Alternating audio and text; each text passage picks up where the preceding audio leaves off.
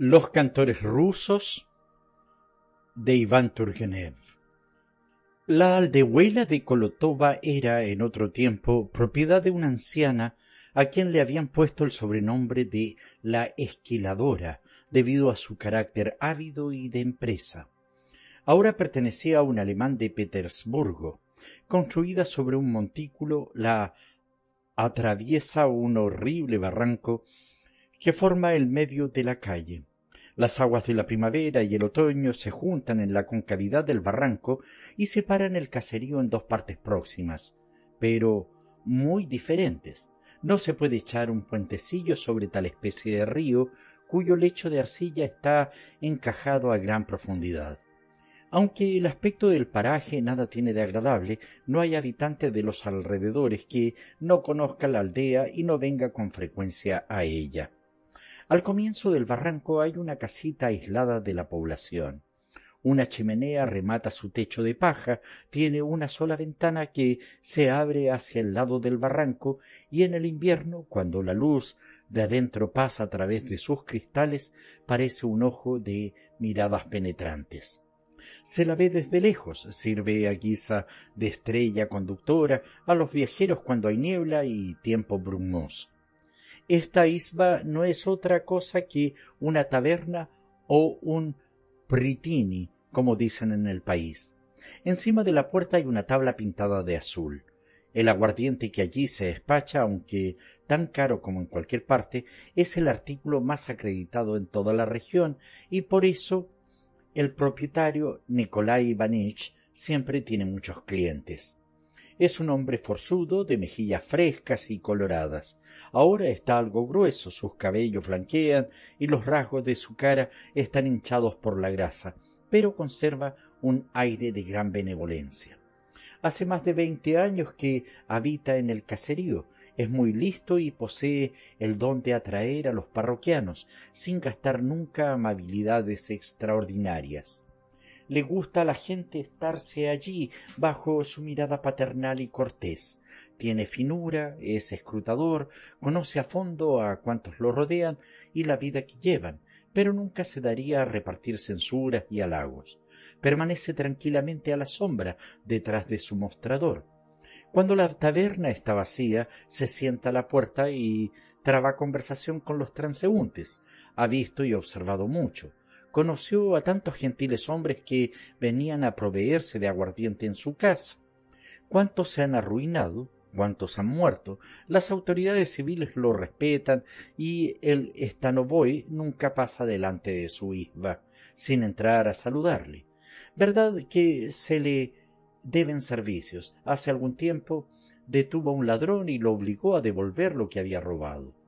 Es casado, su mujer, delgada y flacucha como era, ha engrosado. Supo merecer la entera confianza de su marido y éste le deja llaves y cuidado del negocio y ella sabe hacerse temer tanto como Nikolai.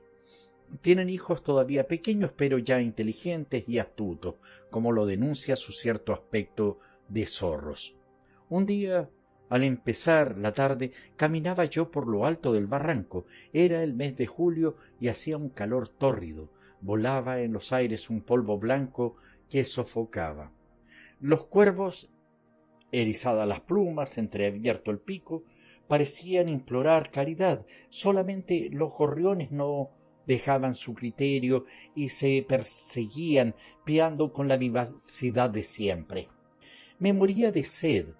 No tienen pozo los habitantes de esta aldea, se conforman con el agua barrosa de un estanque cercano. A mí este limo me repugnaba y decidí pedir a Nikolai un vaso de vas o de cerveza. Sí, como dije, nunca es atrayente el aspecto de la aldea. Durante el verano resulta absolutamente espantoso. La deslumbradora claridad del sol hace resaltar toda la fealdad de estos techos de paja. El barranco profundo, una plazuela quemada por el sol y donde se ven algunas gallinas éticas, luego el estanque negro bordeado de lodo por un lado y en el otro un dique en ruinas y más lejos un ribazo donde un rebaño de ovejas busca una brizna de pasto. Entré en la aldea. Me miraban los chiquillos con aire de asombro, sus ojos se dilataban para verme mejor y los perros ladraban en todas las puertas. Minutos después llegaba al Prytini. Un campesino alto salió a la puerta. Estaba sin sombrero y retenía su capa de frisa, un grueso cinturón. Su cara era flaca y una espesa cabellera gris dominaba su frente arrugada. Llamaba a alguien y no parecía del todo dueño de sí, indicio cierto de abundantes libaciones. «Ven», gritaba con voz ronca y realzando las espesas cejas. Parecía que no puedes arrastrarte siquiera. «Vamos, hermano, pronto». El hombre a quien se dirigía era pequeño, rechoncho y cojo. Venía por el lado derecho de la isba. Llevaba una larga túnica bastante limpia, un bonete muy puntiagudo, encasquetado, lo que le daba una expresión maliciosa. Una perpetua sonrisa fina y amable vagaba constantemente en sus labios. «Voy, querido», dijo acercándose a la taberna. «¿Por qué me llamas? ¿Qué ocurre?» «Ah, ¿qué puede hacerse en una taberna, amigo? Hay gente que te espera. Yaka, el turco, Diki, Varín y el capataz de Gistra han apostado un cuarto de cerveza a ver quién canta mejor». «Yaka va a cantar», dijo el recién llegado, es decir, Morgash. «¿Verdad, hermano? ¿No será molestarse en vano?» «No», dijo el otro, o Baldoni. «Cantarán. Hay una apuesta». «Entremos, entonces», y agachándose pasaron el umbral de la taberna. Esta conversación me interesó porque había oído hablar de Yaka el turco como de un gran cantor. Quise juzgar por mí mismo, alargué el paso y entré en la isba. No han entrado muchas personas en una taberna de aldea. Tal vez los cazadores las conozcan porque en todas partes se meten. Esta clase de establecimientos se componen originariamente de una entrada oscura. Luego hay una espaciosa pieza dividida por un tabique. Nunca los clientes franquean esta separación, en la que se ha practicado una abertura que permite ver lo que sucede al otro lado. Hay una larga mesa de encina y sobre esta especie de mostrador el dueño del Prytini sirve las bebidas. Detrás del tabique se ven las stoves cuidadosamente tapadas. En la parte donde están los parroquianos no hay generalmente más que algunas barricas vacías, un banco y una mesa, y suspendidas en la pared unas groseras lubochnías. Mucha gente estaba ya reunida cuando llegué. Nicolai estaba detrás del mostrador con su aire regocijado y servía aguardiente a los que iban entrando. En medio de la pieza estaba Yaka el turco, hombre de unos 25 años, pálida y flaca la cara, de cuerpo delgado y largo. No parecía gozar de buena salud. Sus salientes pómulos, mejillas unidas y ojos grises denunciaban un alma apasionada. Presa de una enorme emoción, templaban todos sus miembros y su respiración era desigual. Le dominaba la idea de que iba a cantar en público. A su lado había un hombre de más o menos 40 años, alto y fuerte, todo lo contrario de Yaka. Sus anchas espaldas hacían juego con sus brazos nerviosos y fuertes. Algo cobrizo el cutis como el de los tártaros. A primera vista su semblante parecía cruel, pero luego se advertía cierta dulzura reflexiva. Rara vez levantaba los ojos y entonces echaba una ojeada a su alrededor, como un toro bajo el yugo. Su vieja levita parecía raspada de tan usada y la corbata era ya una simple hilacha. Así era el llamado Diki Varín por Obaldoni. Frente a ellos estaba sentado el capataz de Gistra, el rival de Yaka. Este era un hombre de estatura mediana, bien formado. Tenía cara cenceña, crespos los cabellos, nariz levantada, era ojizarco y sedosa su barba. Hablaba poco, tenía las manos bajo las piernas, movía un pie, después el otro, y llamaba así la atención sobre sus botas coloradas y sin elegancia. Llevaba un armiac de tela gris sobre una camisa roja ceñida al cuello.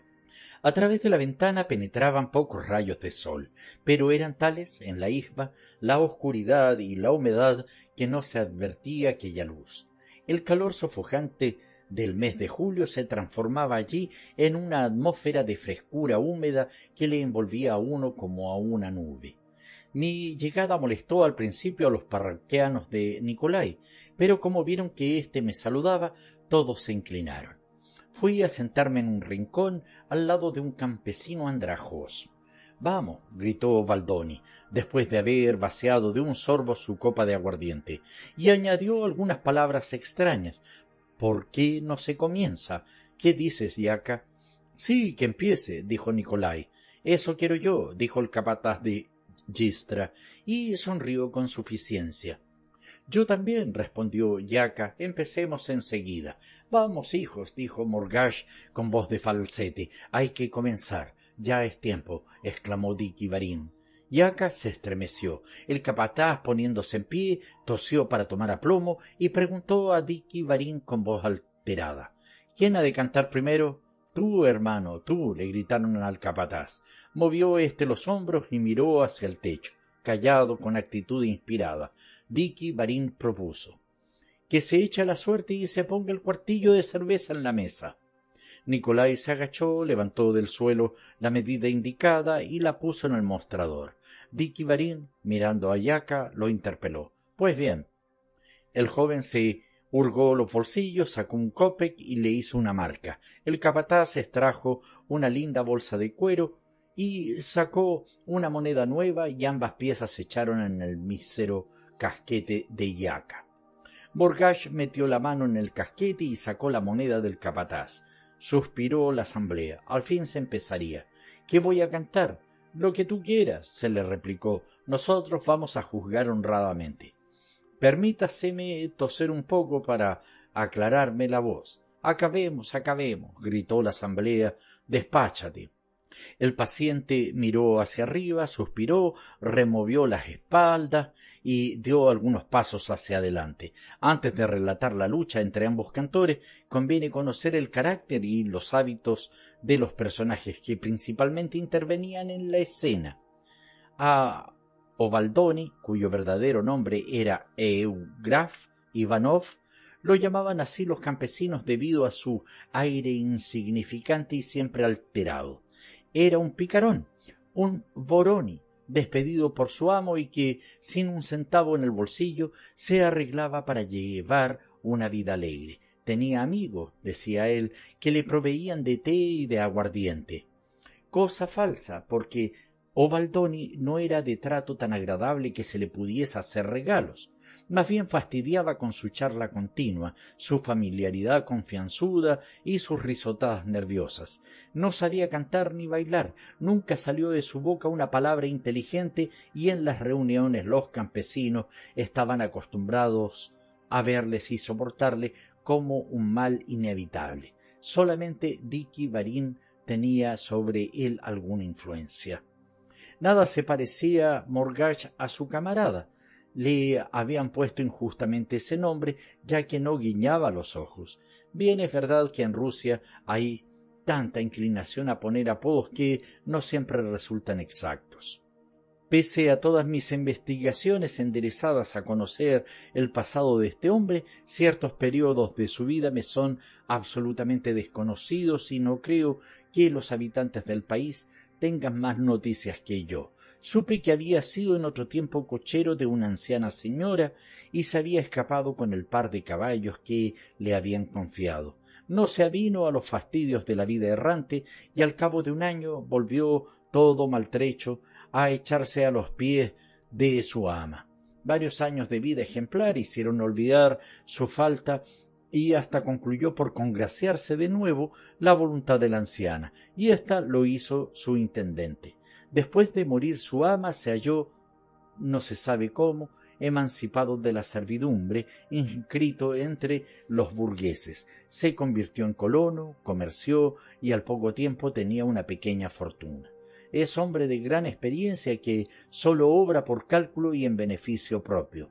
Es circunspecto y audaz como el zorro, parlanchín como una vieja, nunca dice una palabra de más, pero hace decir a los otros lo que éstos hubiesen querido callar. No remeda a los imbéciles como hacen otros. Su mirada fina y penetrante sabe verlo todo sin dejarlo traslucir. Es un verdadero observador. Cuando emprende un negocio se creería que va a fracasar, sin embargo todo lo conduce con prudencia y termina por triunfar. Es feliz pero supersticioso y cree en los presagios. Poco preferido en el país. Eso no le preocupa, se conforma con que lo estimen. Tiene un solo hijo, al que cría en su casa. Es padre igual que su padre, dicen los viejos cuando, al anochecer, sentados a la puerta de sus casas, conversan de bueyes perdidos. Yaka el turco y el capataz eran bastante menos interesantes. Al primero, de sobrenombre el judío, se le puso este apodo por su madre. Era un artista, pero se veía obligado a ganarse el pan en una fábrica de papel. El capataz era sin duda un burgués, tenía el modo imperioso y decidido que suelen tener las personas de esta clase. El más interesante y curioso era Diki Barin. Al verle por primera vez llamaba la atención la apariencia ruda de toda su persona. Su salud es la de un Hércules, como si lo hubiesen tallado a hachazos en una encina, y en esta encina hay vida para 10 hombres. Con su exterior grosero, hay en él cierta delicadeza y quizá provenga ello de la confianza que le inspira su propia fuerza. Difícil es juzgar a primera vista a qué clase pertenece. No parece un Borobi, ni un señor Juan sin tierra, tampoco puede ser un burgués. ¿Acaso un escritor o un ente particular? Un buen día llegó al distrito y se dijo que era un funcionario jubilado, pero sin prueba alguna. Tampoco conocía a nadie sus medios de vida, no ejercía ningún oficio y sin embargo nunca le faltaba dinero. Como no se preocupaba por nadie, vivía tranquilamente. En ocasiones daba consejos, siempre atendidos. De una vida casta, bebía moderadamente, su pasión era el canto. Este hombre era, en una palabra, un ser enigmático. Dueño de su prodigiosa fuerza, vivía siempre en un absoluto descanso, tal vez porque un secreto presentimiento le anunciaba que si se dejaba llevar por ella, semejante fuerza, destrozaría todo a su paso y tal vez al mismo que la tenía. Yo creo que algo le había dejado en este sentido la experiencia. Lo que más me sorprendía era la delicadeza de su sentimiento unida a la crueldad innata. Nunca he visto semejante contraste. Ahora volvamos al momento en que el capataz se adelantaba hasta el medio de la estancia. Entrecerró los ojos y comenzó a cantar con voz de falsete, agradable, pero no muy pura. La manejaba y hacía vibrar como se hace girar un diamante al sol. Ya eran notas ligeras, finas, ya algo como gotitas de agua cristalina. Dejaba llover melodías deslumbradoras o notas de órgano, grandiosas y altas. Enseguida paraba y luego de una pausa que daba apenas tiempo para un respiro, reprisaba con una audacia arrebatadora. A un aficionado la audición de esta voz lo hubiese transportado, pero un alemán la hubiese hallado insoportable. Era un tenor ligero, un tenor de gracia rusa. Añadía a la romanza tantos adornos, tantas florituras, tantos trinos de Grupetti, que me costó trabajo entender el sentido de los versos. Sin embargo, alcancé a entender el siguiente pasaje. Yo cultivaré, mi bella, un cuadradito de tierra y te plantaré, mi bella, flores de la primavera. No ignoraba el capataz que tenía que vérselas con expertos, por eso gastaba todos sus esfuerzos para conmover a su auditorio. Lo consiguió perfectamente cuando en una gama aligera pasó de la voz de barítono a la de tenor. Diki, Darín y Obaldoni no pudieron reprimir un grito de admiración. «¡Muy bien! ¡Más alto todavía!». Nicolai, sentado en el mostrador, movía la cabeza con satisfacción. Obaldoni marcaba el compás cadenciosamente con los hombros. Estimulado así, el virtuoso echó una cascada de trinos y efectos de garganta. Era una verdadera caída de sonidos brillantes, hasta que, exhausto, volcó hacia atrás la cabeza, dando un último grito. El auditorio unánime aplaudió frenéticamente. Obaldoni le saltó al cuello y lo enlazó con sus huesudos brazos que por poco ahogan al cantor.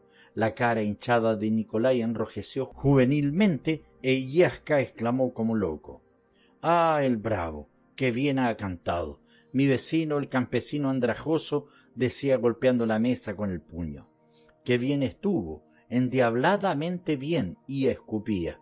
Qué placer nos ha dado, seguía gritando Baldoni sin soltar al capataz. Sí, has ganado, Jaca no tiene tu fuerza, y de nuevo abrazó efusivamente al cantor. Suéltalo, le gritaron. ¿No ves, bruto, que está rendido? Anda, te has pegado a él como una hoja mojada. Bueno, ¿qué se siente? Voy a beber a su salud. Extenuado el cantor se dejó caer en un banco. Cantas bien, dijo Nicolai recalcando la frase como quien conoce el valor de sus palabras.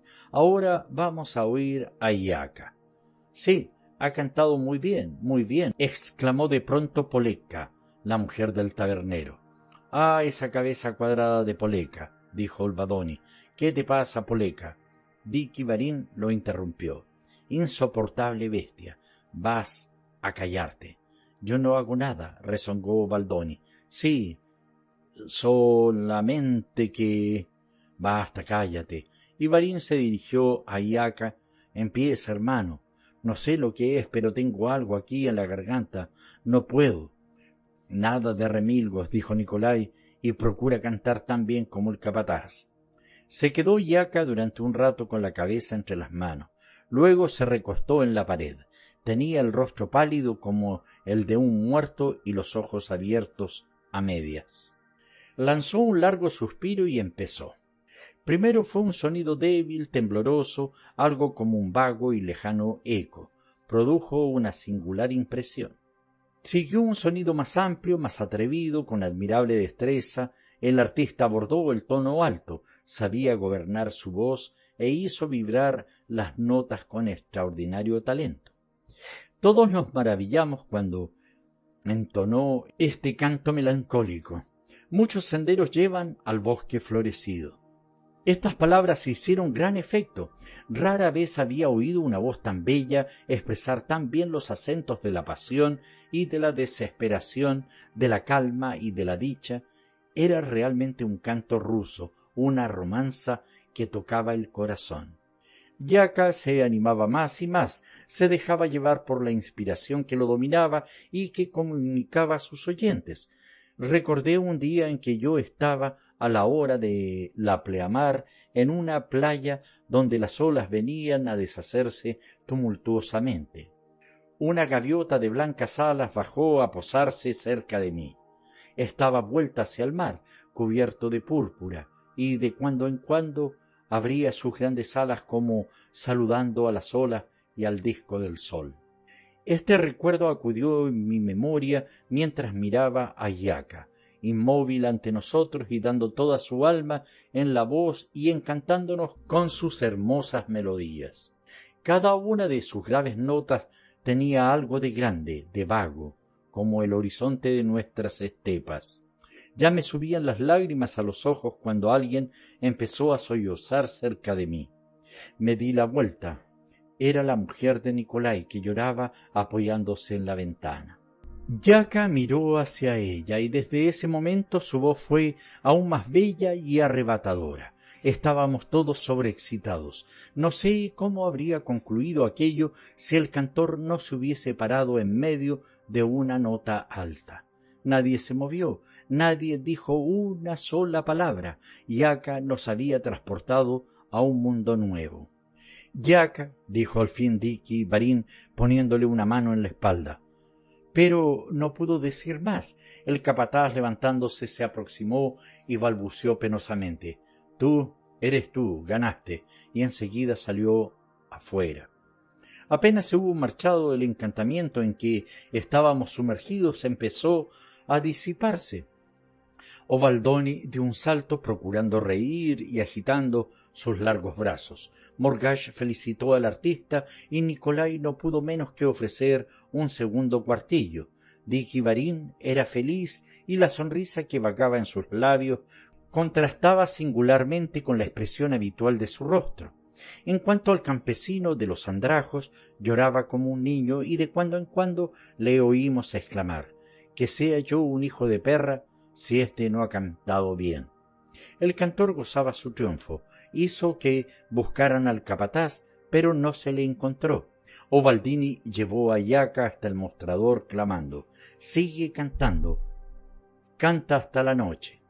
Me retiré después de mirar una vez más a Jaca. Afuera el calor era excesivo, la atmósfera de fuego. En el azul del cielo se hubiera dicho que pagaban puntos luminosos. No se escuchaba ruido alguno y esta calma aumentaba más aún la hermosura de la naturaleza. Agobiado por la fatiga, llegué hasta un cobertizo donde me tendí sobre las hierbas que acababan de cortar. Tenía el heno un aroma embriagante. Tardé mucho en dormirme. El canto de Jaca resonaba en mis oídos, pero el cansancio y el calor me dominaron. Desperté cuando ya era de noche. Los últimos resplandores del crepúsculo huían en el horizonte. Algunas estrellas brillaban con vivo fulgor. Perduraba en la temperatura mucho calor del día y con el pecho oprimido se ansiaba un soplo de aire. En la aldea se encendieron algunas luces y la ventana de la taberna estaba plenamente iluminada. Llevado por la curiosidad, me dirigí hacia la casa de Nicolai. Miré a través de los cristales y tuve una impresión de repugnancia. Aquellos a quienes había visto por la tarde estaban todavía, pero en completo estado de embriaguez. Jaca tartamudeaba una especie de canción mientras el campesino andrajoso y Obaldoni intentaban bailar. Solamente Nicolai, en su carácter de tabernero, conservaba su dignidad. Había algunas personas nuevas, pero Dicky Varín ya no estaba. Dejé la ventana y descendí de la altura en que está la aldea. Ondas de bruma inundaban la llanura y parecían confundirse con el suelo. Andaba a la ventana cuando una voz infantil sonó en el oído. «Antropka, Antropka». La voz callaba para empezar de nuevo. Resonaba en medio del silencio nocturno. Por lo menos 30 veces se obstinó en gritar. Al fin, desde lejos, en la llanura alguien respondió. «¿Qué? ¿Qué?» «Ven para que padre te pegue», gritó la criatura. Ya no hubo respuesta. El niño siguió llamando incansablemente. Me alejé y di la vuelta a un bosque que precede a mi aldea. La oscuridad era profunda. El nombre de Antropka se oía aún, muy débilmente, en la lejanía. Fin. Relatos de un cazador, 1852.